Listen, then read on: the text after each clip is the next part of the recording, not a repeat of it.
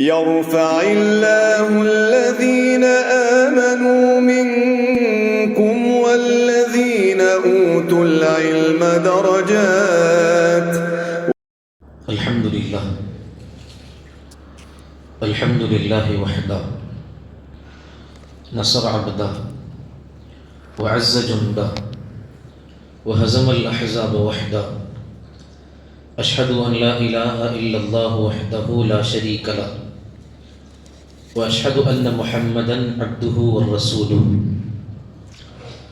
أرسل الله بحق بشيرا ونذيرا وداعيا إلى الله بإذنه سراجا منيرا. أما بعد، فقد قال الله تعالى في القرآن الكريم والفرقان الحميد بعد أعوذ بالله من الشيطان الرجيم. بسم الله الرحمن الرحيم.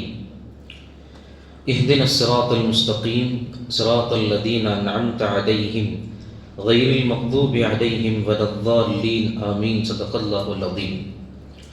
اللهم اجعل صلواتك ورحمتك وبركاتك على سيد المرسلين وإمام المتقين وخاتم النبيين محمد عبدك ورسولك إمام الخير وقائد الخير ورسول الرحمة. اللهم ابعثه مقاما محمودا ويثبته به الأولون والآخرون. உலகை படைத்து பரிபாலிக்குகிற எல்லாம் வல்ல அல்லாஹ் ஒருவனுக்கே புகழ் அனைத்தும் உரித்தாகுக. உப்பச்ச நாயகம் முக்காலம் போற்றும் முஹம்மதுர் ரசூலுல்லாஹ் ஸல்லல்லாஹு அலைஹி வஸல்லம் அன்னவர்கள் மீதும் அவர்களுடைய வாழ்வை அப்படியே பின்பற்றிய சத்திய சஹாபாக்கள், தாபிஈன்கள், தபஉ தாபிஈன்கள், சுஹதாக்கள், நல்லோர்கள், இந்த அற்புதமான அவைக்கு வந்திருக்கிற இன்னும் வர இருக்கிற நம் அனைவர்களின் மீதும் அல்லாஹுவின் அன்பும் அருளும் என்றும் நின்று நிலவட்டுமாக. ஆரம்பமாக இந்த நிகழ்வினை மிக சிறப்போடு நடத்தி கொண்டிருக்கிற இப்பகுதியினுடைய ஆற்றல் மிக்க உலமா பெருமக்களின் அற்புதமான அமைப்பான நூருல் ஹுதா உலமாக்களின் அறக்கட்டளை மற்றும் இங்கு முன்னிலை வகித்துக் கொண்டிருக்கக்கூடிய இம்மஸ்ஜிதினுடைய நிர்வாக பெருமக்கள், ஜமாத்தார்கள், உங்கள் அனைவருக்கும் அஸ்ஸலாமு அலைக்கும் வரஹ்மத்துல்லாஹி வபரகாத்துஹு. அன்புக்கினிய இஸ்லாமிய சொந்தங்களே, அல்லாஹ்வினுடைய ஒரு ஆகப்பெரும் கிருபை, அளவில்லா ஃபதில் என்றுதான் சொல்ல வேண்டும். இது போன்ற அவைகள் நமக்கு நசீபாகுவது. அன்புக்கினியவர்களே, எனக்கு முன்னால் பேசிய பெரும் உலமாக்கள் எல்லாம் முத்தாய்ப்பான சில கருத்துக்கள் என்றாலும் அதில் ஆழமான பல தகவல்களை நமக்கு தந்தார்கள். அல்லாஹ் வருங்காலங்களில் அமல் செய்யும் நசீபினை தருவானாக. அன்புக்கினியவர்களே, நாம் சந்தேகமே இல்லாமல் உலகத்தின் தரை சிறந்த நாட்களில் அமர்ந்திருக்கிறோம். உங்கள் எல்லோருக்கும் தெரியும், ஆரம்பத்தில் கூட ஹஜ்ரத் அவர்கள் சொன்னார்கள், உலகத்தின் தலை சிறந்த 3 நாட்கள், 3 பத்துக்கள். அதில் மிக முக்கியமான வருடத்தின் துவக்கமான முஹர்ரத்தினுடைய ஆரம்ப 10. இதற்கு அல்லாஹ் வைத்திருக்கிற தலையங்கம் ஐயாமுல்லாஹ். இந்த நாட்களில் இந்த குறிப்பாக மறைந்திருக்கக்கூடிய ஆஷுராவுக்கு அல்லாஹுவின் நாட்கள் என்று பொருள். அன்புக்கினியவர்களே, இது முஹர்ரத்திற்கான ஒரு சிறப்பு. இந்த முஹர்ரத்திற்கு இன்னொரு பகுதி உண்டு. அதுதான் நாம் கேட்டு இந்த நிகழ்வின் தலையங்கமாய் கொண்டு நாம் நகர்த்து கொண்டிருக்கக்கூடிய ஹிஜ்ரத். அன்புக்கினியவர்களே, ஹிஜ்ரத்தினுடைய ஹிஜ்ரி கணக்கினுடைய துவக்கம் எப்படியெல்லாம் ஆலோசிக்கப்பட்டு எதை முன்மாதமாக வைக்கப்பட்டு காலம் தொட்டு 1448வது ஆண்டு வரைக்கும் நடந்து வருகிறது என்பதின் சுருக்கத்தை கேட்டோம். அன்புக்கினியவர்களே, என் தலைப்பும் அதுவே, ஹிஜ்ரத் தந்த மாற்றம் பாடம். இது ரொம்ப விசாலமானது. அன்புக்கினியவர்களே, ஹிஜ்ரத் தந்த மாற்றம், இதை விளங்க வேண்டும் என்றால் முதல்ல ஹிஜ்ரத் ஏன் என்று தெரிய வேண்டும். ஹிஜ்ரத் என்பது ஒரு வரி சொல்லல்ல. ஹஜர, அவன் எல்லாவற்றையும் உதறி தள்ளிவிட்டு வந்தான், கைவிட்டு வந்தான். ஹஜருக்கு பல அர்த்தங்கள் உண்டு. வேர் சொல் ஹஜர என்பது, அதிலிருந்து உருவெடுத்த வார்த்தை ஹிஜ்ரத். அப்படி ஹஜர என்றால் கையில் இருக்கிறத உதறி தள்ளிட்டு வர்றது, திரும்பி கூட பார்க்காமல். இதுக்கு தான் ஹிஜ்ரத் என்று சொல்வார்கள். இந்த ஹிஜ்ரத் என்ற வார்த்தைக்கு பின்னால் மிக பெரும் வரலாறுகள் இருக்கிறது. அன்புக்கினியவர்களே, அதனை வெறும் ஒரு சொல்லால் ஹிஜ்ரத் பயணம் என்று கடக்க முடியாது. உலமாக்கள் இவ்வாறு பேசுவார்கள். ஹிஜ்ரத் என்பது என்ன தெரியுமா? அரபியில் ஒரு கவிதை நடை இப்படி வரும்: பல சொல்ல இயலாத துன்பங்களை இறைவனுக்காக இன்பமாய் கடந்ததுதான் ஹிஜ்ரத். இன்னொரு அரபு கவிஞர் இப்படி பேசுவார், ஹிஜ்ரத் என்பது என்ன தெரியுமா அன்புக்கினியவர்களே, ஹிஜ்ரத் என்பது எல்லா பயணங்களுக்கும் ஒரு பாதை இருக்கும், எல்லா பயணங்களுக்கும் ஒரு பாதை இருக்கும். ஆனால் உலகத்தின் பாதையை காட்டிய பயணம் ஹிஜ்ரத் என்பார்கள். அரபுனுடைய ஒரு கவிதை இது. எல்லா பயணத்திற்கும் ஒரு பாதை உண்டு, ஆனால் உலகத்திற்கான பாதையை காட்டிய பயணம் ஹிஜ்ரத் என்பார்கள். அன்புக்கினியவர்களே, அப்படி உலகத்திற்கான முழுமதி வெளிச்சம் தான் ஹிஜ்ரத் என்பது.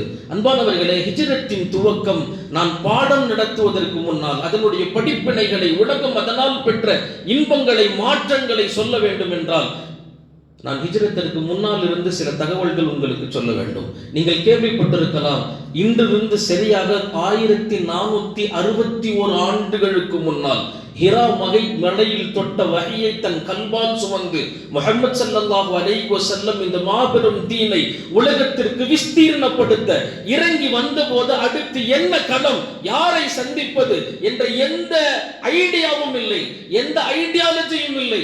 வந்து முதல்ல கொண்டு வந்து சேர்த்தது கதீஜா ரலியல்லாஹு அன்ஹா. பின்னால் சன்னமாக இஸ்லாம் வளர்கிறது, ஆனால் வளர முடியாது. மக்காவினுடைய சூழ்நிலை உங்களுக்கு தெரியும். எப்படிப்பட்ட சூழ்நிலை? பெருமானார் ஸல்லல்லாஹு அலைஹி வஸல்லம் ஒத்த மனிதராக மக்காவினுடைய 13 ஆண்டுகளுக்கான போராட்டம். எப்படிப்பட்ட போராட்டம்? சந்திக்காத ஆள் இல்லை, பேசாத நபர்கள் இல்லை, கெஞ்சாத கெண்கள் இல்லை, கொடுக்காத வாக்குறுதி இல்லை. எப்படிப்பட்ட வாக்குறுதி? இப்படி ஒரு சஹாபி பேசுவார், ஹயாத்து சஹாபால வர ரிவாயத் இது. என்னை சந்திக்க என் பெருமான் என் வீட்டிற்கு 70 முறை வந்தார். 71வது முறை நான் கலிமா சொன்னேன். 70 முறை என் கதவை தட்டி அந்த கலிமாவுக்காக என் வாசலில் என் நாயகம் நின்றார். எனவே 71வது முறை எனக்கு நசீபானது என்றால் ஒருவருக்கு 70 முறை. மக்காவின் 292 குடும்பங்கள் என்பது ஒரு ரிவாயத், 300க்கும் மேற்பட்ட குடும்பங்கள் என்பது இன்னொரு ரிவாயத். ஒவ்வொரு குடும்பத்திற்குள்ளும் பல கோத்திரங்கள் உண்டு, அந்த கோத்திரங்களுக்குள் பல குடும்பங்கள் பிரியும், கிளை குடும்பங்கள். எத்தனை வீட்டில ஏறி இருப்பாங்க, எத்தனை பேர் வசைப்பாடி இருப்பாங்க. அன்புக்கினியவர்களே, மக்காவினுடைய 13 ஆண்டு கால வாழ்க்கையினுடைய தாரீக புரட்டுங்க. 13 ஆண்டு கால உழைப்பு, ஏறி பேசாத வாங்காத அடி இல்லை. ஆனால் 400 சில்லற பேர் மட்டும்தான் முஸ்லிம்கள், 400 சில்லற பேர் மட்டும்தான். அப்ப எவ்வளவு ரணம் அந்த உள்ளத்தில் இருந்திருக்கும்.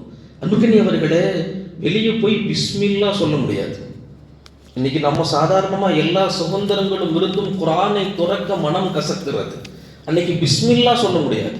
சத்தம் போட்டு பிஸ்மில்லா சொல்லிட்டா காபத்துல்லால கொண்டு போய் 3 நாட்கள் கட்டி வைத்து அடிப்பார்கள், சோறு தண்ணி இல்லாம. இப்படிப்பட்ட சூழ்நிலை. இந்த நேரத்துல தான் அர்கம் ரலியல்லாஹு அன்ஹு பெருமானார்ட்ட வந்து கையை பிடிச்சி, யா ரசூலல்லாஹ், இரவின் நடுநிசி என் வீடு சஃபா மலையின் வலதுபுறத்தின் ஓரத்தில் அடிவாரத்தில் இருக்குது. இப்போ நீங்க ஹஜ்ஜுக்கு போனவங்க, உம்ரா போனவங்களுக்கு தெரிஞ்சிருக்கும், சஃபா மலையினுடைய ஓரம், அந்த மலையின் ஓரத்துல அடிவாரத்தில் இருந்தது தான் அர்கமினுடைய வீடு ரலியல்லாஹு அன்ஹு. போய் கேட்டாங்க, யா ரசூலல்லாஹ், என் வீட்டை பயன்படுத்துங்க, யார் வேண்டுமானாலும் இரவில் என் வீட்டிற்கு வரட்டும், உங்களுக்கு இறங்குகிற வகையை நீங்கள் போதிக்கலாம். அனுமதி கொடுத்து உள்ள வந்து வகை பாடம் நடக்கிறது இரவு நேரத்தில். இஸ்லாத்தின் முதல் மர்கஸ் தாருல் அர்கம், ஹஜ்ரத் அர்கம் ரலியல்லாஹு அன்ஹுவினுடைய வீடு. என்ன பிரச்சனை வந்தாலும் சரி, நான் நிற்கிறார்கள். அப்பதான் இஸ்லாம் கொஞ்சம் கொஞ்சமா மலர்கிறது மக்காவில். எப்படி தெரியுமா? ஹிஜ்ரி 8 வரைக்கும் 30 சில்லற நபர்கள் தான். ஹிஜ்ரி 8 வரைக்கும் 39 பேர் ஈமான் கொள்கிறார்கள். ஹிஜ்ரி 8னுடைய நிறைவு, 9னுடைய ஆரம்பம். ஒரு மாமனிதர் வருகிறார், 40வது ஆள். இந்த உம்மத்தை முஹம்மதியாவில் 40வது ஆளாக கலிமா சொன்னவர் ஹஜ்ரத் உமர் ரலியல்லாஹு அன்ஹு. உள்ள வந்து பெருமானாரை சந்திச்சு, நான் கலிமா ஏற்கிறேன் என்று நிற்கிற போது நபி ஸல்லல்லாஹு அலைஹி வஸல்லத்தினுடைய வீரத், அவர்களுடைய அந்த வீரம் எப்படிப்பட்ட வீரம்! சுப்ஹானல்லாஹ். உமர் ரலியல்லாஹு அன்ஹு இப்படி பேசுவார்கள், பெருமானார் உடைந்திருக்கிறார்கள் என்று நினைத்தேன். ஆனா என்னை பிடித்த என்னுடைய ஆடையின் பிடி, அஹதபி மஜாமிஇ தௌபி, என் ஆடையின் முழுவதையும் சேர்த்து என் தோள்புஜத்தோடு பிடித்து ஒரு உழுக்கி, இத்தனை காலம் தாமதமானதா இந்த இஸ்லாத்திற்கு உமரே என்று கேட்டபோது என் உள்ளத்தால் நான் நடுநடுங்கி எப்படி கலிமா சொன்னேன் என்று எனக்கு தெரியாது. இப்படிப்பட்ட ரணம் முஹம்மது ஸல்லல்லாஹு அலைஹி வஸல்லமின் உள்ளத்தில் இருந்தால் ஒரு புடி மாபெரும் மலை என்று பேசிய உமரை உருக்கி இருக்கும். இதுதான் ஹிஜ்ரத்திற்கான துவக்கம்.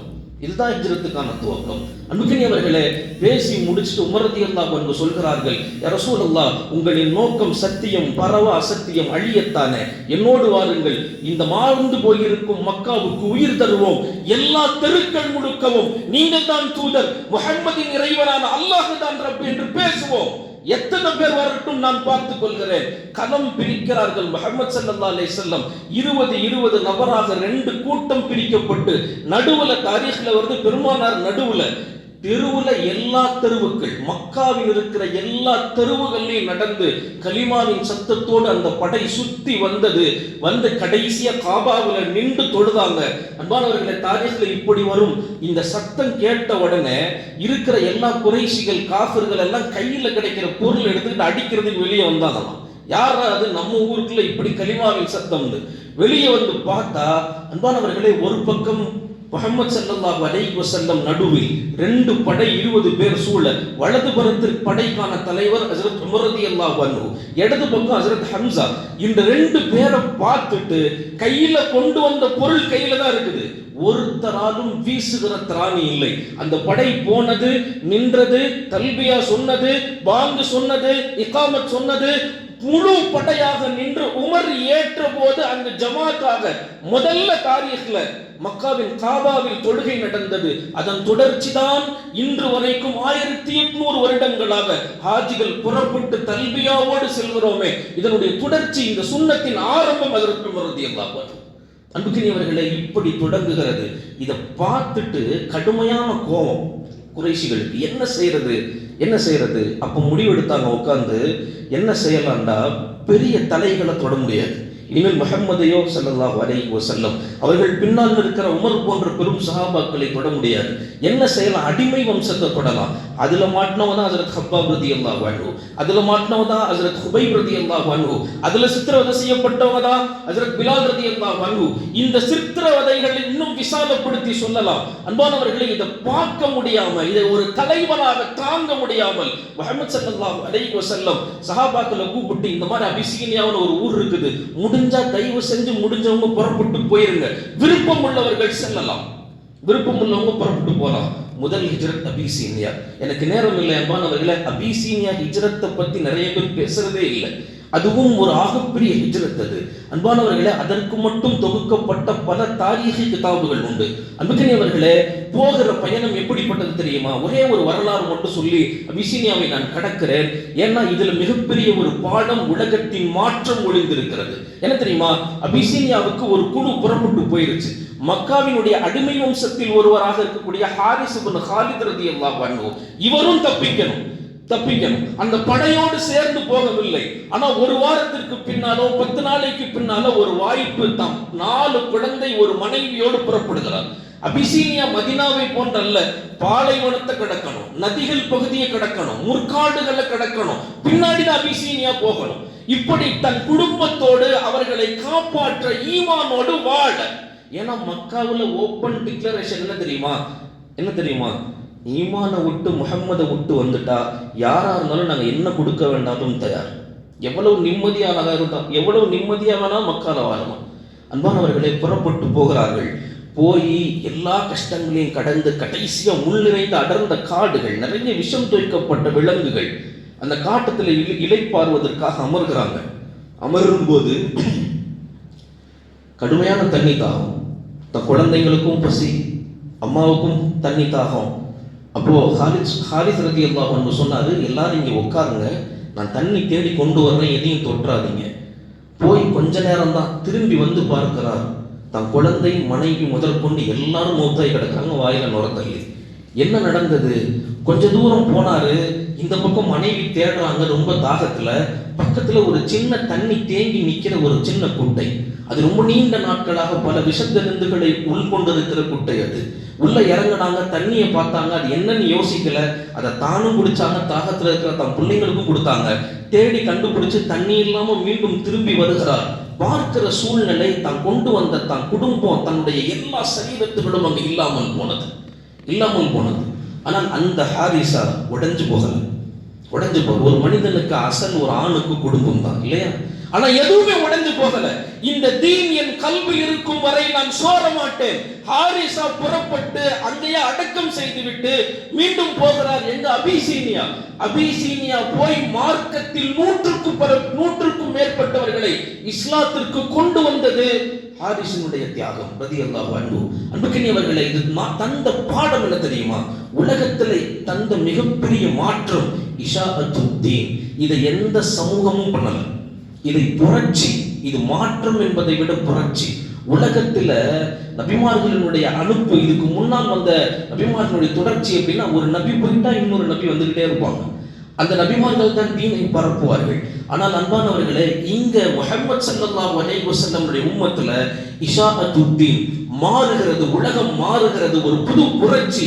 இங்கு முஹம்மது மட்டுமல்ல ஸல்லல்லாஹு அலைஹி வஸல்லம், அவர்கள் தோளோடு நிற்கிற சஹாபாக்களும் ஒரு நபிக்கு எவ்வளவு சிரமம் வருமோ அதே அளவுக்கு சிரமங்கள் வந்தாலும் கடிவாளம் கட்டிய குதிரைகளை போல் எல்லோருக்கும் ஈமான் சென்று விட வேண்டும். இது உலகத்தில் மிகப்பெரிய புரட்சி. எந்த காலகட்டத்திலும் இது போன்ற புரட்சி நடக்கவில்லை. இதை நடத்தி காட்டியது அபிசீனியாவுடைய ஹிஜ்ரத்.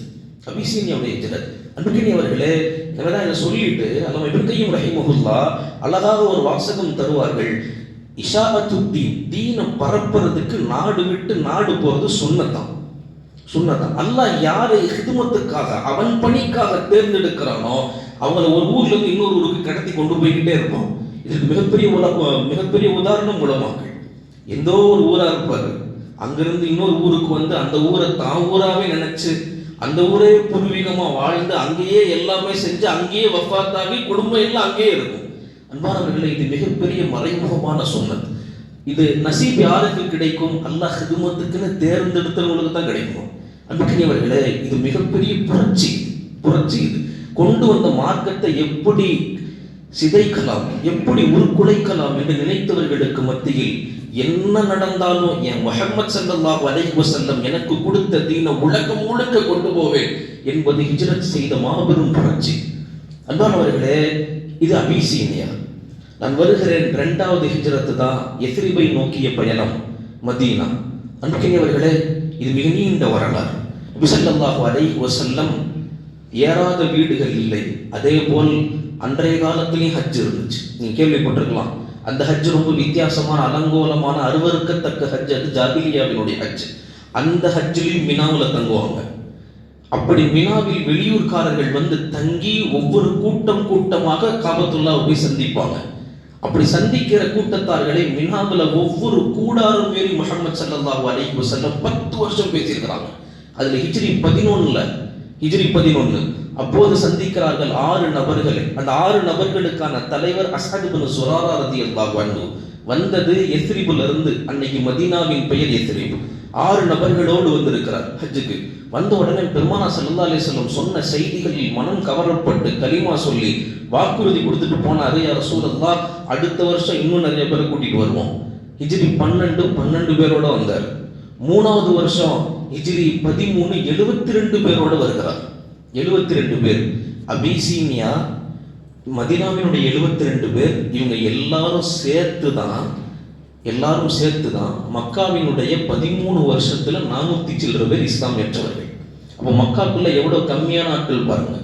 ஏறத்தாழ ஒரு 200 சில்லற இருக்கிறதே பெரிய விஷயம்.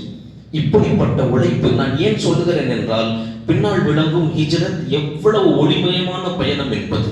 அன்புக்கினியவர்களே, அங்கு ஆரம்பமாகிறது. பெருமானார் உட்கார வச்சு ஜமரத்துல் அகபா, பெரிய ஷைத்தான் கல்லடிக்கிறான், அதுக்கு பேரே அகபான்னு அர்த்தம். ஏன்னா அங்க ஒப்பந்தம் நடக்கிறது. பெருமானார் எல்லாத்தையும் சொல்லி கொடுத்து, உங்களுக்கு நான் மார்க்கத்தை கற்றுத் தருகிறேன், இங்கிருந்து ஒரு ஆள் அனுப்புறேன். அப்ப அவங்க முதல்ல கேட்டாங்க, ரசூலல்லாஹ், நீங்க எங்களுக்கு வேணும், உங்களுக்கு இங்கு வேண்டாம், எங்க இடத்துக்கு வாங்க, என்ன வேணாலும் தரோம். பெருமானார் ஸல்லல்லாஹு அலைஹி வஸல்லம் வாக்குறுதி கொடுத்தார்கள். சரி, என் தோழர்கள் இறைவனின் நாட்டத்திற்கு பின்னால், உத்தரவுக்கு பின்னால் வருவாங்க, புறப்பட்டு போங்க அமைச்சிட்டாங்க. இங்குதான் ஹிஜ்ரத்து தொடங்குகிறது. அன்புக்கினியவர்களே, பெருமானார் ஸல்லல்லாஹு அலைஹி வஸல்லம் எத்தனை சிரமங்களோடு ஏற்படுத்தப்பட்ட ஹிஜ்ரத் தெரியுமா? முஹர்ரத்தினுடைய கடைசியில் அறிவிக்கிறாங்க, ஹிஜ்ரத்துக்கான அனுமதி வந்தது. நபி ஸல்லல்லாஹு அலைஹி வஸல்லம் செஞ்சது ரபியுல் அவ்வல்ல, முஹர்ரத்தினுடைய பாதி கடைசியிலிருந்து ஒவ்வொரு சஹாபாக்களும் கொஞ்சம் கொஞ்சமா போக மக்காவாசிகளுக்கு தெரிகிறது மிகப்பெரிய டைட்டான ஷெட்யூல் போடுறாங்க. யாரும் மக்காவிலிருந்து வெளியே போகக்கூடாது, மதீனாவுக்கு தப்பிக்கிறார்கள்.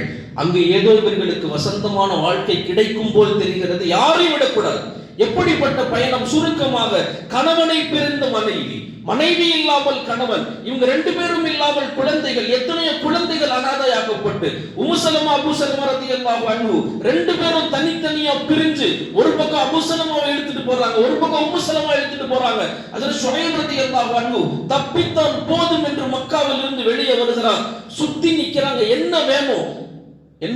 ஷுஐப் தங்க வியாபாரி, எல்லா சொத்துக்களையும் கொடுத்துட்றேன், என்னையும் என் ஈமானையும் விட தயார், விட்டுறீங்களா? சொத்துக்கள் எங்க இருக்கு? அப்பயே நின்று சொன்னார், இந்த இடத்துல எல்லா பொருட்களும் இருக்கு, போய் தேடி எடுத்துக்கங்க. அன்பானவர்களை, எல்லாத்தையும் தான் சம்பாதித்த எல்லாத்தையும் விட்டுட்டு மதீனாவுக்கு வருகிறார். அல்லாஹ் தஆலா ஆயத்தில் இருக்கிறான், மினன் நாஸி மன் யஷ்தரி நஃப்ஸஹு இப்திகாஅ மர்தாத்தில்லாஹ். தஃப்சீர்ல பாருங்க, இந்த ஆயத்திற்கான விளக்கம். இந்த ஆயத்து யார் பேரில் இறக்கப்பட்டது தெரியுமா? ஷுஐபுக்காக. சம்பாதித்த எல்லாத்தையும் விட்டுட்டு என் கல்புல இருக்கிற ஈமானும் எனக்காக காத்திருக்கிற முஹம்மதும் ஸல்லல்லாஹு அலைஹி வஸல்லம், இது 2ம் போதும், வேற எதுவும் வேண்டாம் என்று விட்டு தந்து வந்தவர்களை அல்லாஹ் புகழ்கிறான். எனக்காக அவங்களையே வித்துட்டு வர்றாங்க. அன்பானவர்கள், இதுதான் ஈமான். அன்புக்கினியவர்களே, இங்கு சமூகம் யோசிக்க வேண்டும். இதுதான் இந்த சமூகத்திற்கு தற்காலத்துக்கு தேவையான மிகப்பெரிய பாடம். பெருமானார் உணர்த்துகிறார்கள், வெளியே போறவங்களுக்கே இவ்வளவு சிரமம்டா, உள்ளுக்குள்ள இருக்கிற தலைவருக்கு எவ்வளவு சிரமம் இருக்கும், தொண்டர்களுக்கு எவ்வளவு சிரமம்டா, தலைமைக்கு எவ்வளவு சிரமம் இருக்கும். அன்பானவர்களே, உலகத்திற்கான தலைமையின் அறிமுகம் தருகிறார்கள். தஆருஃபு ஸய்யித், ஒரு தலைமையின் அறிமுகம் தருகிறார்கள். தலைவன்னா எப்படி நிக்கணும் தெரியுமா? தன் சகாக்களை எல்லாம் வசந்தத்தின் பால் அனுப்புகிறார்கள். நீங்க போங்க, ஒவ்வொருத்தருக்கும் நேரம் நிர்ணயித்து தருகிறார்கள். இந்த நேரத்துல போங்க, இந்த முகமா போங்க, இப்படி தப்பிங்க. ஒவ்வொருத்தரையும் ஒவ்வொரு குழுவாக அனுப்புகிறார்கள். ஒவ்வொன்றும் போகுது. ஆனா உள்ள நின்று எல்லா களத்தையும் சமாளிப்பது சையதுனா முஹம்மது ஸல்லல்லாஹு அலைஹி வஸல்லம் மட்டும்தான். இன்னைக்கு இருக்கிற தலைவர்கள் மாதிரி பிரச்சனை வந்து நீ வீட்டுல போய் உட்கார்ந்து கதவு மூடிட்டு 10 நாளைக்கு முன்னாடி வீடியோ போடுற தலைவர் அல்ல. அது தலைவனுங்கிற தகுதியே இல்லாது. இன்னைக்கு சமூக வாலிபர்களுக்கு சொல்ல வேண்டும், தலைமை யார் தெரியுமா?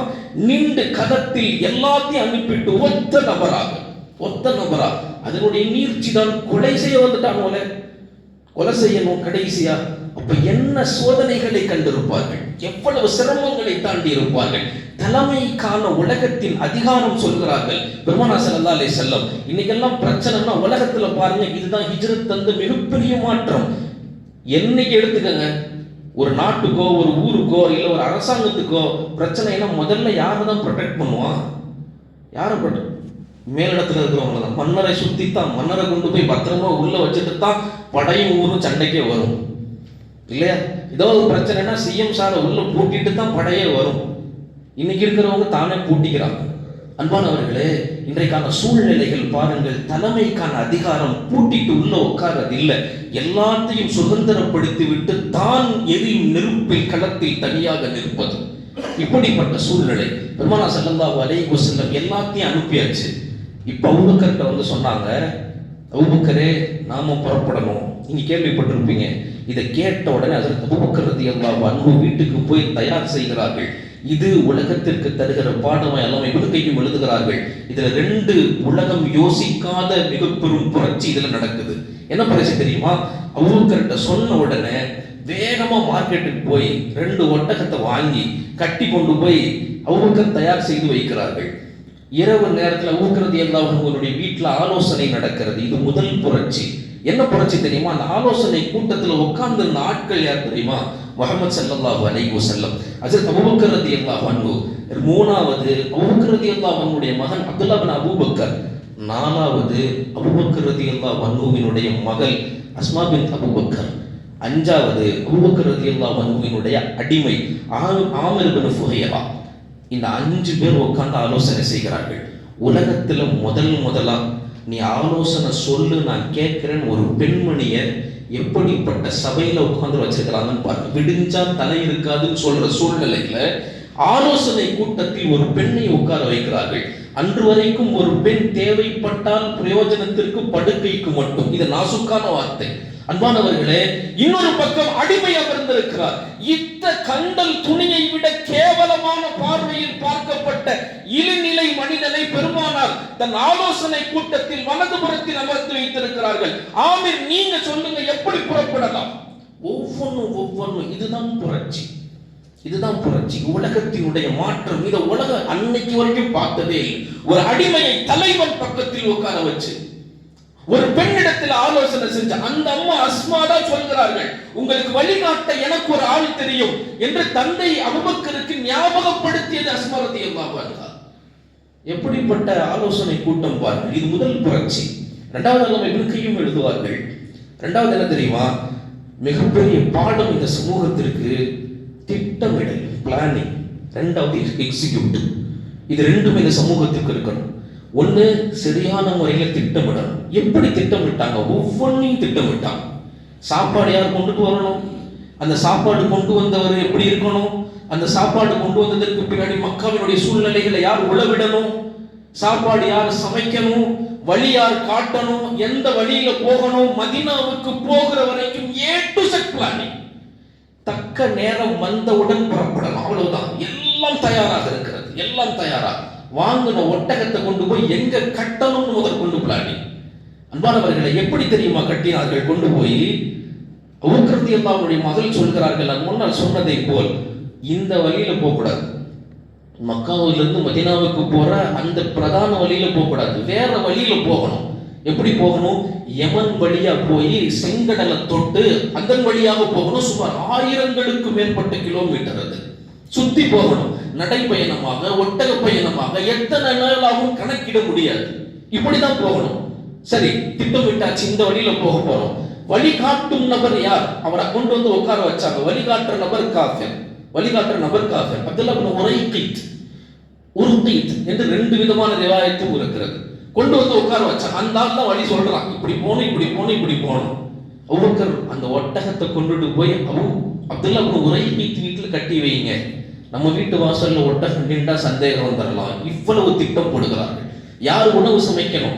அஸ்மா சமைக்கணும். உணவு எந்த நேரத்தில் கொண்டுட்டு வரணும்? யார் கொண்டுட்டு வரணும்? ஆமீர் என்ற அடிமை கொண்டு வரணும். உணவு யார் பார்க்கணும்? அபூபக்கரினுடைய மகன் பார்க்கணும், அப்துல்லா. ஆமீருக்கான வேலை என்ன? காலை சுபுஹ் தஹஜ்ஜுடைய நேரத்துல மக்காவில் என்ன நடக்குது இரவு முழுக்க தேடி காலை நேரத்துல தூங்கிடுவாங்க. அந்த நேரத்துல வரணும். எங்க வரணும்? சௌருக்கு வரணும். எத்தனை நாள் சௌர்ல தங்கணும்? 3 நாட்கள் தங்கணும். ஆரம்பத்துல வேகமா தேடுவாங்க, கொஞ்சம் கொஞ்சமா குறையும். அந்த வேகம் குறைகிற போது பயணம் தொடரணும். அந்த சௌரு தொகைக்கு எந்த நேரத்துக்கு வரணும், என்ன சாப்பாடு வரணும், எல்லாம் திட்டமிட்டார்கள். இதை இந்த சமூகம் இன்றைக்கு யோசிக்கணும். ஒவ்வொன்றையும் திட்டமிடணும். வீட்டில் வாங்குற மல்லிகை சாமான்ல இருந்து நம்ம பார்க்கிற வேலை எல்லாத்தையும் திட்டமிடணும். திட்டமிட்டால் மட்டுமே இது சத்தியம். அன்புக்கினியவர்களே, புறப்படுகிறார்கள். பெருமானார் ஸல்லல்லாஹு அலைஹி வஸல்லம் வியாழக்கிழமை மதீனா மக்காவில் இருந்து புறப்படுகிறார்கள். வியாழக்கிழமை காலை பொழுது 3 நாள் தங்கணும். வியாழன், வெள்ளி, சனி சௌரு தொகையில தங்குறாங்க. திங்கட்கிழமையிலிருந்து தான் ஹிஜ்ரத்திற்கான கேலண்டர் தொடங்குது.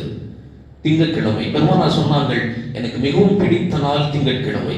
நான் பிறந்தது, நான் ஹிஜ்ரத்தை தொடங்கியது, நான் ஹிஜ்ரத்தை மதீனாவுக்கு போய் நிறைவு செய்தது என்னுடைய மவுத். இது எல்லாமே திங்கட்கிழமை.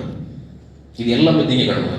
அன்பானவர்களே, திங்கட்கிழமை காலை சௌரில் தொடங்குகிறது. இடையில நீண்ட வரலாறு, நான் சுருக்க சொல்கிறேன். போய் புறப்பட்டாங்க. புறப்பட்டு போகும்போது யார் யார் போனா? அபூபக்கர் ரலியல்லாஹு அன்ஹு, பெருமானார் ஸல்லல்லாஹு அலைஹி வஸல்லம் வழிகாட்டுவதற்காக வந்த அப்துல்லா இப்னு உரைகீத், அபூபக்கரினுடைய மகன் அப்துல்லா, அதே போல அபூபக்கரினுடைய அடிமை ஆமீர், 5 பேர் புறப்பட்டு போனாங்க யமனை நோக்கி. போய் கடைசியா அன்பானவர்களே, பெருமானாரினுடைய செல்லுதல் எப்படிப்பட்டதாக அமைந்தது? காபாவை பார்த்துக்கிட்டே, மக்காவை பார்த்துக்கிட்டே, கண் கலங்கி கண்ணீர் வடித்து பிரிய முடியாமல் வாயில முணுமுணுப்புமா ஆத்தியபலத், எவ்வளவு பரிசுத்தமான ஊர், எவ்வளவு பரிசுத்தமான ஊர். கடந்து கடந்து கடந்து கடந்து ஜுஅஃபா வருகிறார்கள். இது பயணத்தின் பாதி. ஜுஅஃபா, இந்த ஜுஅஃபா வந்த உடனே என்ன அவங்க போட்ட திட்டம்னா, இங்கிருந்து படை 2ஆ பிரியணும். யார் யாரு? அப்துல்லா அபூபக்கர் ரலியல்லாஹு அன்ஹுடைய மகனும் அடிமையும் மீண்டும் திரும்பி மக்காவுக்கு போகணும். இரண்டாவது இவங்க 3 பேரும் மதீனாவுக்கு போகணும். இடையில் செல்கிற பயணம் தான் சுவாரஸ்யமானது. ஜுஅஃபாவில் இருந்து புறப்படுகிறார்கள். பெருமானார் அபூபக்கர் ரலியல்லாஹு அன்ஹு இந்த பக்கம் போகணும் மதீனாவை நோக்கி. ஆனால் கொஞ்சம் கூட யோசிக்கல. பெருமானார் மக்காவை நோக்கி மீண்டும் நகர்கிறார்கள். அபூபக்கர் ரலியல்லாஹுவுக்கு புரியல. 5 பேருக்கு என்னன்னு புரியல. அபூபக்கர் ரலியல்லாஹு நிறுத்த முடியல. இவர் அப்துல்லா சொல்றாரு, மகன் சொல்றாரு, பெருமானாரை நிறுத்துங்க, அவங்க மக்காவின் பக்கம் செல்கிறார்கள். இல்ல நிறுத்த முடியல. கொஞ்சம் தூரம் நடந்து போனதுக்கு பின்னாடி லேசா பொறுமையா மீண்டும் அபூபக்கர் சொல்றாரு, யா ரசூலல்லாஹ் ஹதா சபீலு இலல் மக்கா, இது மக்காவின் பால் செல்லக்கூடிய வழி. பெருமானார் சுதாரிச்சுட்டு தலை குனிஞ்சு நின்றுட்டாங்க. அபூபக்கர் முன்னால் போய் பார்க்கிறார்கள். கண்களில் இருந்து தாரை தாரையாக தண்ணீர் வடிகிறது. பெருமானார் ஸல்லல்லாஹு அலைஹி வஸல்லம் சொன்னார்கள், எப்படிப்பட்ட நிலை தெரியுமா அது அன்புக்கினியவர்களே? பெருமானார் ஸல்லல்லாஹு அலைஹி வஸல்லம் அழுது கொண்டே சொன்னார்கள், இந்த மக்கா எவ்வளவு வசந்தமான பூமி தெரியுமா? வல்லாஹி இன்னகி லഖைரு அர்தில்லாஹ் வ அஹப்பு அர்தில்லாஹ் இலல்லாஹ், அல்லாஹ்வின் பால் மிகவும் பிரியமான பூமி இது மிகவும் பரிசுத்தமான பூமி இது. மா அத்யபகி மின் பலதின் வ அஹப்பு இலைய, என்னின் பால் மிகவும் நேசமான பூமி இது. வலவ் அன்லா கௌமி அஹ்ரஜூனி மின்க வ அஸ்கன்து கைரகி, நீ என்னுடைய சமூகம் என்னை வெளியாக்காவிட்டால் இந்த மக்காவில் இருந்து நான் சென்றிருக்க மாட்டேன் என்று புழுதி படிந்த பாலைவனத்தில் நின்று அழுகிறார்கள். அந்த அழுகையின் சொட்டு மண்ணை தொடுவதற்கு முன்னால் அல்லாஹ் ஜிப்ரீலை அனுப்பினார். அப்போ இறங்குனதுதான் இந்த வசனம், இன்னல்லதி ஃபரத அலைக்கல் குர்ஆன லராத்துக இலா மஆத், நாயகமே, என் ஹபீபே, என் காதலரை கலங்க வேண்டாம், இப்போது துரத்தினார்கள் என்று சொன்னீர்களே, நீங்கள் உள்ளே போவீர்கள், இருப்பவர்களை துரத்துவீர்கள். இலா மஆத், எப்படி? உங்களை அசைக்க முடியாத வலுவாய் உங்களை உள்ளே அனுப்புவோம். அசைக்க முடியாத வலுவாய் மக்காவுக்கு ராஜாவாக கொண்டு வந்தான். இன்னல்லதி ஃபரத அலைக், உங்களுக்கு குர்ஆனை கொடுத்த இறைவன் சத்தியம் செய்கிறேன், ஹபீப் கலங்க வேண்டாம். அன்புக்கினியவர்களே, இதற்கு பின்னால் பயணம் மீண்டும் தொடர்கிறது. அவங்க 2 பேர் அங்கிட்டு, இவங்க 2 பேர் இங்கிட்டு. பெருமானார் ஸல்லல்லாஹு அலைஹி வஸல்லம் அவர்கள் பயணம் தொடர்கிறார்கள். நான் நிறைவுக்கு வருகிறேன். இடையில நிறைய சம்பவம் ஹஜ்ரத் சொன்ன டைம் வரப்போகுது. அதனால இடையில ரொம்ப அற்புதமான நிறைய படிப்பினைக்குரிய சம்பவங்கள் நான் முடிக்க வேண்டும் என்பதால், அன்பானவர்களை, கடைசியா பெருமானார் ஸல்லல்லாஹு அலைஹி வஸல்லம் சரியாக குபாவை அடைகிறார்கள்.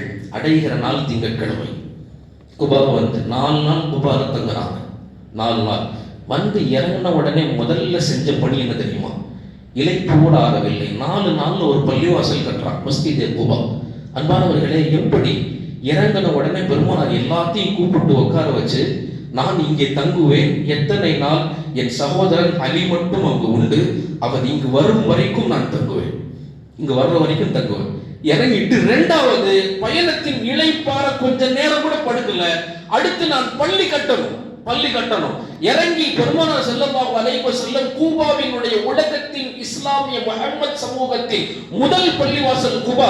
அந்த குபா பள்ளிக்கு முதல்ல கல்ல சுமந்தது ஹஜ்ரத் முஹம்மத் ஸல்லல்லாஹு அலைஹி வஸல்லம். அவங்க தூக்கிட்டு போனதை பார்த்து சஹாபாக்கள் எல்லாரும் மெய்சிலிர்த்து இப்படி பாடினார்கள், லக்கத் கஅதனா வன் நபியு யஅமல் வ தாக்க மின்னா வல் அமலு முதல்லல். எங்கள் பெருமான் உலகத்தின் தலை சிறந்த நாயகம் கல் தூக்கி வேலை செய்ய, நாங்கள் அதை அமர்ந்து இளைப்பாரி வேடிக்கை பார்ப்பதா? நாங்களும் வேலை செய்வோம், தோளோடு தோள் நிற்போம், பள்ளியை கட்டுவோம். கட்டப்பட்ட பள்ளி குபா. அந்த ஒவ்வொரு செங்கலும் எடுத்து வைக்க அடுத்து முஹம்மது ஸல்லல்லாஹு அலைஹி வஸல்லம் கவிதை படிக்கிறார்கள். என்ன கவிதை தெரியுமா? அல்லாஹும்ம லா ஆயிஷ இல்லா ஆயிஷல் ஆখিরা. அல்லாஹ் உலகத்தினுடைய வாழ்க்கையே இல்லை, அது அழிஞ்சு போயிடும், மறுமையின் வாழ்க்கை தான் வாழ்க்கை. தஃபிரில் அன்சார வல் முஹாஜிரா, எனக்காக நிற்கிற என் முஹாஜிர்களை மன்னித்து விடு, எனக்காக நிற்கிற என்னுடைய அன்சாரிகளை மன்னித்து விடு, எல்லாத்தையும் மன்னிச்சிரு சொல்லி ஒவ்வொரு கட்டுமானங்களாக கட்டினார்கள். அல்லாஹ் தஆலா அதை விளங்குகிற தௌஃபீக் செய்வானாக. பெருமானார் ஸல்லல்லாஹு அலைஹி வஸல்லம் அங்கிருந்து மதீனா புறப்படுகிறார்கள். சரியாக ஜும்மாவினுடைய நாள். 4 நாட்கள் தங்கிவிட்டு ஜும்மா புறப்படுகிறார்கள்.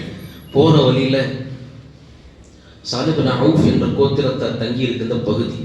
இவங்க யாருன்னா 72 பேர் பெருமானாரை சந்திக்க வந்தாங்கல்ல, அதுல ஒருத்தர் சாலிப் பின் அவுஃப், அந்த கோத்திரத்தின் தலைவர். அவர் வேண்டுகோள் வச்சார், குபால தங்கும் போது, யா ரசூலல்லாஹ், எங்க இடத்துக்கும் வரணும், மதீனாவுக்கு போகிற வழியில தான் நாங்க. பெருமானார் திட்டமிட்டார்கள், அங்கு போய் ஜும்மா தொழுகணும். அதுதான் பெருமானார் முதல்ல தொழுத ஜும்மா. மசீதே ஜும்மா இன்றும் மதீனாவில் உண்டு. அங்கு தொழுதுட்டு பெருமானார் மதீனாவுக்குள் நுழைகிறார்கள். அன்பானவர்களே, நான் சுருக்கமாக வெறும் படிப்பினைகள் மட்டும் கூறி நிறைவு செய்வேன். மதீனாவுக்குள் நுழைகிற தருணம் அது வார்த்தைகளால் விவரிக்க முடியாது, கவிதை வரிகளால் கோர்க்க முடியாது. பெருமானாரே சொன்னார்கள், என் வாழ்க்கையில் சந்தோஷமான தருணம் நான் மதீனாவுக்குள் நுழைந்த நாள் என்றார்கள். அப்போ அந்த நாள் எப்படிப்பட்ட நாளாக இருக்கும்? அந்த மதீனா வாசிகள் எப்படிப்பட்டவர்கள் தெரியுமா? அன்புக்கினியவர்களே, பெருமானார் ஹிஜ்ரத்து புறப்பட்டாங்கிற செய்தி தெரிஞ்சது முதல் சுமார் 14 நாட்கள் ஒவ்வொரு நாள் காலை சுபுகுக்கு முன்னால் மதீனாவினுடைய எல்லை பகுதிக்கு வந்து நின்றுவாங்களாம். எப்படின்னா, கை குழந்தை முதற்கொண்டு பெருமானாரை வரவேற்க மதீனாவுடைய எல்லைக்கு வந்து நிற்குமா. எவ்வளவு நேரம் நிற்பார்கள்? உச்சி வெயில் வரைக்கும் நிற்பார்கள். உச்சி வெயில் சரியா ஒரு 6 மணி நேரம் முஹம்மது ஸல்லல்லாஹு அலைஹி வஸல்லமை வரவேற்க நிற்பார்கள். அஸ்தமனத்தின் போது திரும்பி விடுவார்கள். ஏன் தெரியுமா? அவங்க பாடின பாட்டின் வரி, தலஅல் பத்ரு அலைனா, எங்கள் மீது ஒரு பத்ர், ஒரு சூரியன் உதயமாக போகிறது. அஸ்தமனத்தில் அது உதயமாகாது, வெளிச்சத்தில் தான் எங்கள் பெருமானார் எங்கள்கிட்ட வருவாங்க. அந்த கீர்த்தியை, அந்த பிரகாசத்தை நாங்கள் பகலில் பார்க்க வேண்டும். எனவே ஆதரவு வைக்கிறோம். முஹம்மது ஸல்லல்லாஹு அலைஹி வஸல்லம் பகலில் கதிரவன் சுடர் விடுகிற போது வருவார்கள். அதனாலதான் கடைசி வரைக்கும் பெருமானாரினுடைய பழக்கம் இருட்டில் மதீனாவுக்கு போனதே இல்லை. கிட்ட வந்தா கூட முகாம் அடிச்சு வெளியே தங்குவாங்க. அன்புக்கினியவர்களே, எனவேதான் உலமாக்கள் சொல்லுவாங்க, மதீனாவுக்கு போயிட்டா தயவு செஞ்சு இருட்டில் போகாதீங்க, பகல்ல போறதுக்கு முயற்சி பண்ணுங்க. இது பெருமானாருடைய மிகப்பெரிய சுன்னத்துகளில் ஒன்று. அன்புக்கினியவர்களே, வரவேற்றது மதீனா. நான் மதீனாவுக்குள் மிக முக்கியமான 2 கருப்பொருட்கள் மட்டும் சொல்லி நிறைவு செய்வேன். பெருமானார் ஸல்லல்லாஹு அலைஹி வஸல்லம் ஹிஜ்ரத் செய்ததின் நோக்கம் என்ன தெரியுமா? அரசியல், ஆளுமை, அதிகாரம். இதுதான் நோக்கம். இதை ஹஜ்ரத் அவர்கள் கோடிட்டார்கள். அன்புக்கினியவர்களே, அதிகாரம். என்ன அதிகாரம் தந்தது? உலமாக்கள் சொல்லுவார்கள், நீங்க கொஞ்சம் யோசிச்சு பாருங்க. இதுக்குத்தான் நான் கணக்கு சொல்லிட்டே வந்தேன். மதீனாவின் 13 ஆண்டுகள் 400 சில்லற சஹாபாக்கள் தந்தது. மக்காவினுடைய 13 ஆண்டுகள். ஆனால் மதீனாவினுடைய 10 ஆண்டுகள் அரசராக அமர்ந்த முஹம்மது ஸல்லல்லாஹு அலைஹி வஸல்லத்திற்கு பின்னால் 10 ஆண்டுகள் நிறைவாகுவதற்கு முன்னால், அன்பானவர்களே, ஹஜ்ஜில் 1.5 லட்சம் பேர் முஹம்மது ஸல்லல்லாஹு அலைஹி வஸல்லம் என்று சொன்னால் ஹஜ்ஜில் மட்டும் உயிர் தர 1.5 லட்சம் பேர்.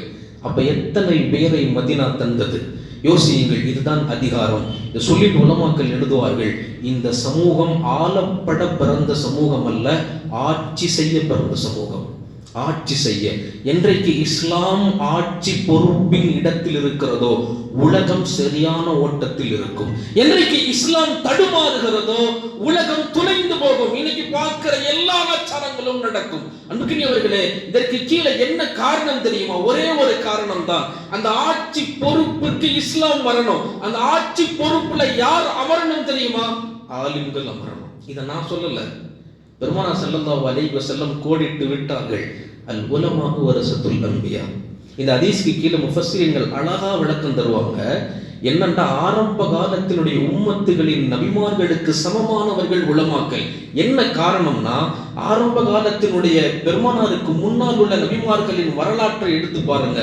அங்கு ஒரு நபி வருவார், அவர் ஆட்சி செய்வார், ஷரியத்தின் சட்டங்களை பேசுவார், நடைமுறைப்படுத்துவார், அவரே தலைவராக நிற்பார். அவர் போனதற்கு பின்னால் கொஞ்ச காலத்தில் மீண்டும் இன்னொரு நபி உதயமாகுவார். அவர் தலைமை பொறுப்பு வகிப்பார், சட்டங்கள் சொல்வார். இப்படி உம்மத்தை நகர்த்துவார்கள். ஆனால் முஹம்மது ஸல்லல்லாஹு அலைஹி வஸல்லமுக்கு பின்னால் நபிமார்கள் அல்ல, அவர்களின் வாரிசுகள் தான் உண்டு. அவர்களின் வாரிசுகள். எனவே பெருமானார் நீங்கியதற்கு பின்னால் அந்த இடத்தில் ஆலிம்கள் இருக்க வேண்டும் என்பது ஹதீஸினுடைய பொருள். ஆனா இன்னைக்கு இந்த சமூகம் ஆலிம்களை நீங்க மார்க்கத்துக்கு மட்டும், உலகம் உங்களுக்கு தெரியாதுன்னு ஒதுக்கி அவங்களும் ஒத்துக்கிட்டு ஒதுங்கிட்டாங்களோ, அன்பானவர்களே, சமூகத்தினுடைய மோசமான நிலையை பார்க்கிறோம். மோசமான நிலை. உஸ்மானிய பேராட்சி, உஸ்மானிய ஹிலாஃபத் விழுந்ததற்கான மிக முக்கியமான காரணம் என்ன தெரியுமா? அங்க சரியான தகுதியான ஆலிம்கள் இருந்த வரைக்கும் ஆட்சி சரியா நடந்துகிட்டே போச்சு. என்னைக்கு ஆலிம்கள் போய் ஜாகில்கள் வந்தார்களோ, எங்களுக்கு தான் உலகம் தெரியும், உங்களுக்கு தெரியாது. அன்பானவர்களே, உலகத்தை ஆட்சி செய்ய உலகம் தெரிய தேவையில்லை, குர்ஆன் தெரிந்தால் போதும். குர்ஆன் இந்த விடை, இந்த கருத்து, இந்த கரு ஹிஜ்ரத் தருகிற மிக முக்கியமான பாடம். இதை எல்லா மனதுகளிலும் விதைக்க வேண்டும், விதைக்கணும். இன்னைக்கு உருவாகணும். உலமாக்களுக்கு என்ன அறிமுகம் தெரியுமா? கிதாபுகள் எடுத்து உலமாக்கள்லாம் யாரு? உலமாக்கள்லாம் யாரு? ஃபஹிமத்தீன், அவர் மார்க்கத்தை விளங்கி இருப்பார். வல் அஸ்ராரி, அது மட்டுமல்லாமல் காலத்தினுடைய சீதோஷ நிலைகளினுடைய எல்லா விவரங்களையும் கற்றிருப்பார். அவருக்கு அதிகாரமும் தெரியணும், மார்க்கமும் தெரியணும். இவர்கள் தான் வரசத்துல் அன்பியா.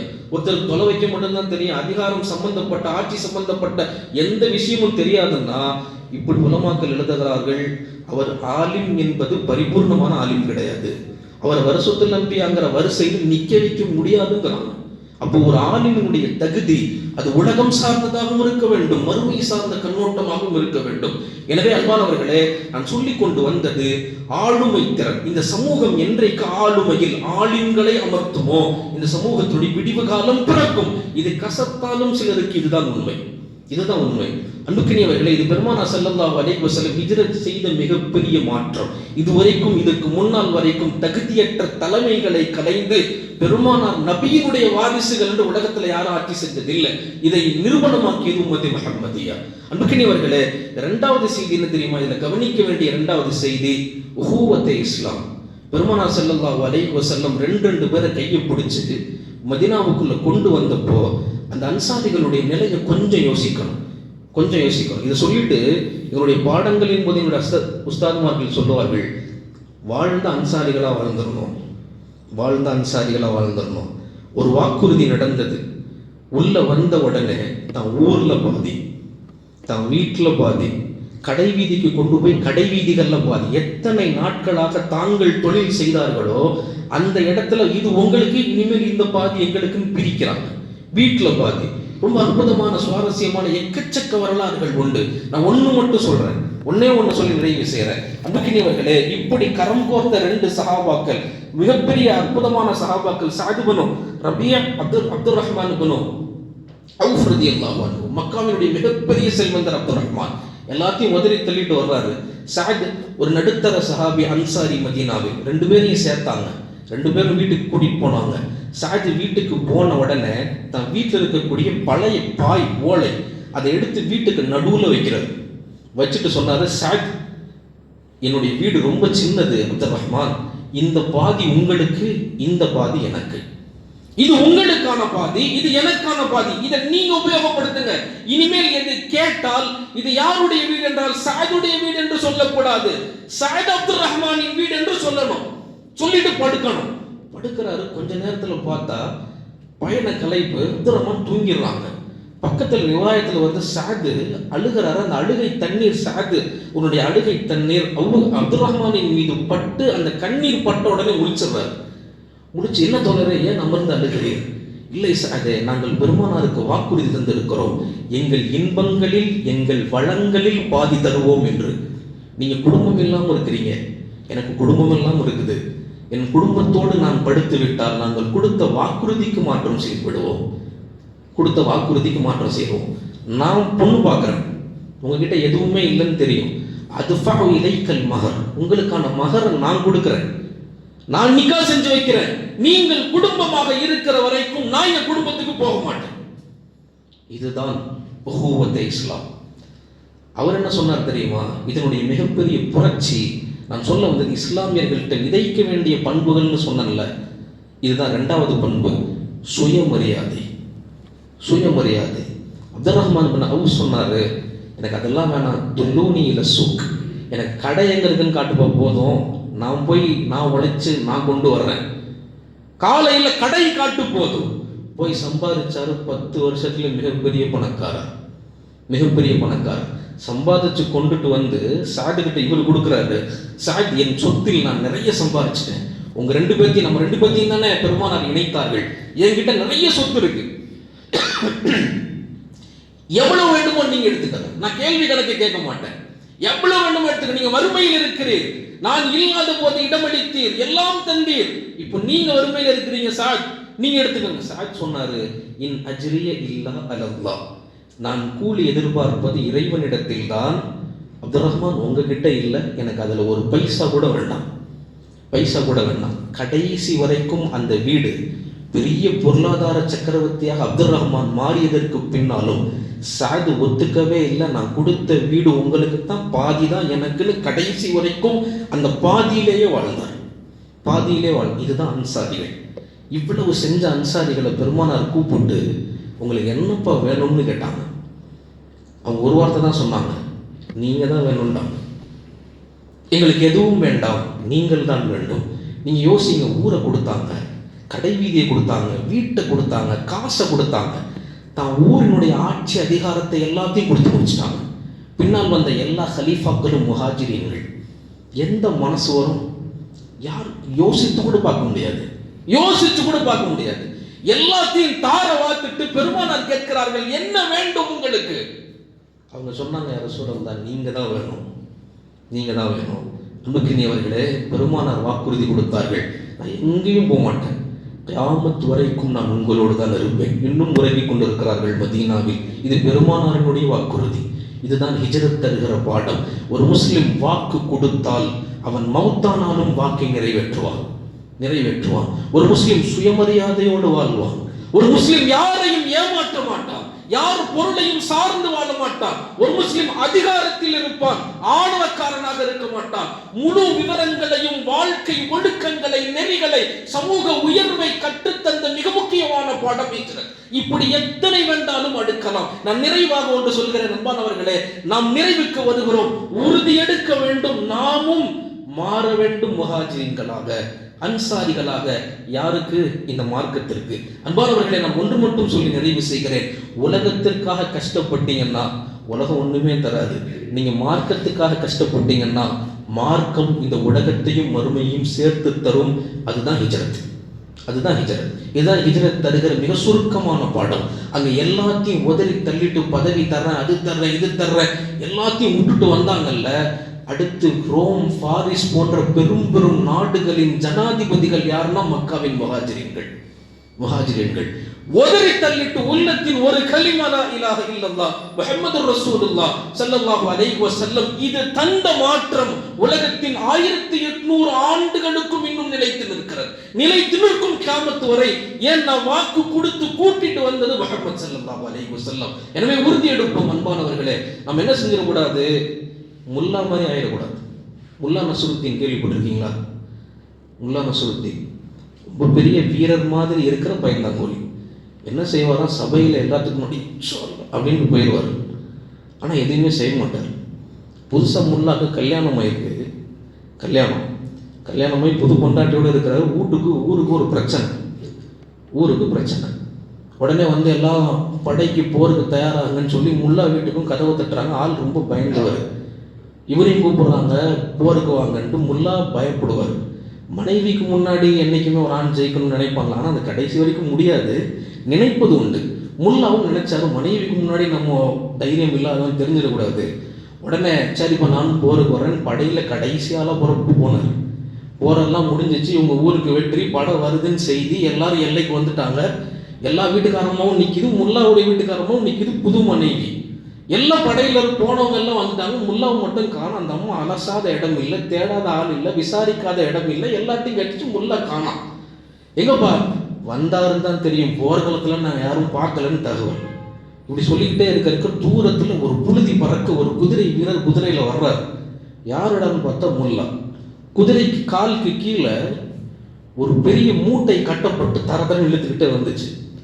வந்து இறங்கினோடனே முல்லா இறங்குறாரு. மூட்டையை அவிழ்த்து வீசுறாரு. 25 நபர்களின் கால் அந்த மூட்டைக்குள்ள இருந்துச்சு. 25 நபர்களின் கால். அசந்துட்டாங்க ஊருக்காரங்க. முல்லா பயந்தாங்கோலின்னு நினைச்சோம். 25 நபர்களுடைய காலை கொண்டு வந்து விட்டு போட்டிருக்காரு. 25 பேரை நீ ஒரு ஆள் சமாளிச்சியா? ஆமா. உடனே அந்த வீட்டுக்காரமாக ரொம்ப பெருமை, புகழ். மறுநாள் முல்லாவுக்கு பாராட்டு விழா நடத்துறாங்க ஊர்ல. இவ்வளோ பெரிய வீரங்களா கொண்டு வந்து பாராட்டு விழா நடத்தும் போது ஒருத்தர் கேட்டாரா, ஏன்பா 25 பேரோட காலை வெட்டினீங்க, தலையை வெட்டியிருக்கலாமேப்பா. அதை அவனும் வெட்டிட்டு போயிட்டான். எனக்கு கிடைச்சது இதுதான். எனக்கு இந்த மாதிரி ஆயிடக்கூடாது இன்ஷா அல்லாஹ் அப்படின்னு ஏஞ்சி வெளியே போனோன்னு பயான் நல்லா இருந்துச்சு. வீட்டுக்கு என்ன சாப்பாடு, அடுத்து நம்ம நாளைக்கு என்ன செய்யணும், இப்படி சிந்தனை மாறிவிட்டால் இது இஸ்லாமிய சிந்தனை அல்ல. உள்ளத்தில் ஒன்றை விதைத்தால் அது வேர்விட்டு மரமாகணும். அந்த மரம் வளர்ந்து கனி தரணும், அந்த கனி உலகம் முழுக்க சுவை தரணும். இது இஸ்லாம் தருகிற ஹிஜ்ரத்தின் பாடம். எனவே அன்பானவர்களே, யோசியுங்கள். அல்லாஹ் நம்முடைய வாழ்க்கையை மாற்றுவானாக. நிறைவாக என்று சொல்வதற்கு நேரம் இல்லை. அல்லாஹு தாலா நம் அனைவர்களையும் கபூல் செய்வானாக. இந்த வாய்ப்பினை தந்ததற்கு நன்றி கூறுகிறேன். அல்லாஹு தாலா ஹிஜ்ரத்தினுடைய இன்னும் எத்தனை படிப்பினைகள் உள்ளதோ அத்தனை படிப்பினைகளையும் நம்முடைய வாழ்க்கையில் ஏற்று அமல் செய்து வருங்காலங்களை இஸ்லாத்திற்கான வசந்தமான காலங்களாக உருவாக்க அல்லாஹ் நம்மை பொறுப்பேற்றுக் கொள்வானாக. ஆமீன். வாஹிரு தஅவானா அல்ஹம்துலில்லாஹி ரப்பில் ஆலமீன். அஸ்ஸலாமு அலைக்கும் வரஹ்மத்துல்லாஹி வபரகாத்துஹு.